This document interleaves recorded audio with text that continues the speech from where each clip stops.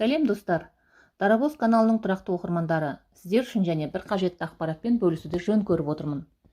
Егер сіз биыл ОБТ тапсыратын болсаңыз, немесе сіздің балаңыз, жақындарыңыз болса, осы ақпарат сіздерге пайдалы болады деп ойлаймын. Егер әлі каналға тіркелмеген болсаңыз, тіркеліп алыңыз. Мен сіздерге әлемдегі 10 топ жалақысы көп мамандықтар туралы, соның ішінде ең бірінші тұрған ұшқыш мамандықтар туралы айтатын боламын. Және де қазіргі заманда ең жоғарғы сұранысқа ие 5 авиакомпания туралы мәліметтермен бастайтын боламын. Ең бірінші тұрған, ең жоғарғы жалақы алатын мамандық ол ұшқыштар екен. Авиация саласы ең табысты мансап мүмкіндіктерін ұсынады. Әңгімені жалғастырмас бұрын, ұшқыштар сәнді турлар, ақысы төленетін қонақ үйлер, тегін медициналық сақтандыру, икемдік кестелер және таңғажайып жалақы сияқты жәрдемақыларға ие екенін атап өткен жөн. Ұшқыштардың жалақысы өздері істейтін авиакомпанияға байланысты.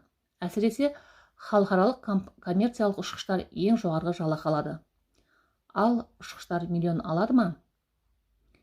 2023 жылы ақш-тағы ұшқыштарға арналған ең жоғары ақылы 5 әуе компаниясы.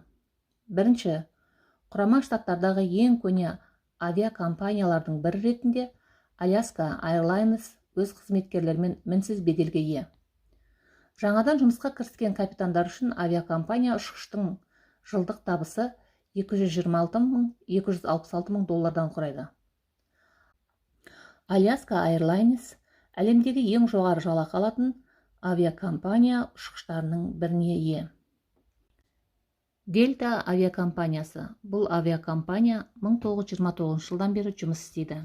Оның еншілес әуе компаниялары Virginia Atlanta, Edward Air. Тәжірибенің бірінші жылында офицер шамамен $92,000 алады. Оның 332-ші тәжірибесінде ол $325-354,000 алады екен. Одан кейінгі тұрған авиакомпаниялардың бірі біріккен авиакомпаниялар. 1926 жылы құрылған және штаб-пәтері Чикагода, Иллинойс штатында. Құрама Штаттардағы ұшқыштардың жылдық жалақысы бірінші офицерлер үшін $91,000 және $240,000 тұрады. Одан кейін American Airways. Бұл авиакомпанияның штаб-пәтері Техас штатының Форт Уорт қаласында орналасқан. Ол 1926 жылы 15 сәуірде құрылған. Ұзақ уақытқа созылған авиация компания ретінде ол ұшқыштары $90,245,000-дан $314 және $342,000-ға дейінгі жалақысы бар авиакомпаниялардың бірі.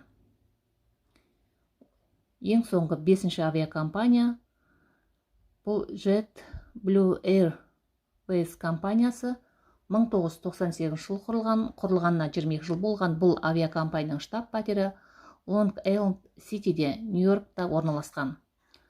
Ол өзінің алғашқы офицерлік ұшқыштарына қызметінің алғашқы жылдарында шамамен $89,000 төлейді екен.